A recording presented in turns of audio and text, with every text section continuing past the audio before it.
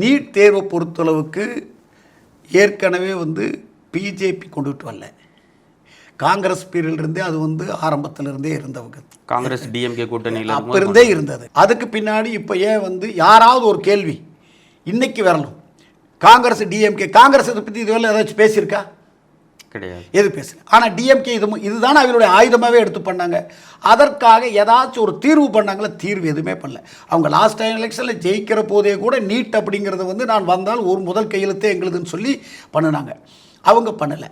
ஆனால் இதே இதற்கு முன்னாடியே வரத்துக்கு முன்னாடி என்ன பண்ணார், 7.5 அப்படி கொண்டுட்டு உடனடியாக அதுக்குண்டான தீர்வு கொடுத்தார். இப்போ நாளைக்கு ஒரே ஒரு விஷயம் சொல்கிறேன், நீட் தேர்வு வேண்டாம், இல்லைன்னா எல்லாத்துக்குமே வேறொரு வழியில் மக்களுக்கு இடையூறு இல்லாத பண்ணினா நல்லாயிருக்கும் அப்படின்னு வச்சுங்க, வரவேற்க நல்லதாக இருந்ததுன்னா வரவேற்க வேண்டியதானே. இப்போது 7.5ங்கிறது நல்லா இருக்குது, கண்டிப்பாக நாங்கள் வரவேற்கிறோம், நாங்கள் தானே பண்ணிகிட்ருக்கோம். இது மக்கள் இன்னும் ஏழை எளிய மக்கள் கிராமத்தில் அதாவது யார் பழங்குடியின மக்கள் கூட எல்லாருமே கிட்டத்தட்ட ஆயிரக்கணக்கான குழந்தைகள் நிச்சயமாக எந்த காலத்தையும் போய் காலேஜில் படிக்க முடியாதே.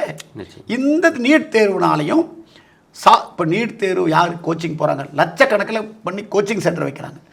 நீங்கள் நினச்சி பாருங்கள், அந்த குழந்தைங்களை கோச்சிங் சென்டருக்கு போக முடியுமா? முடியாது. இன்றைக்கி அவை கிடச்சிருக்கு. நீட் தேர்வுனால தவறுன்னு சொல்ல முடியாது. ஆனால் அது ஒரு தடை இருந்தது. அந்த தடையை அனைத்து இந்திய அண்ணா திராவிட கழகம் உடைச்சு அந்த குழந்தைகளுக்கு போக முடியும். யாருக்கு?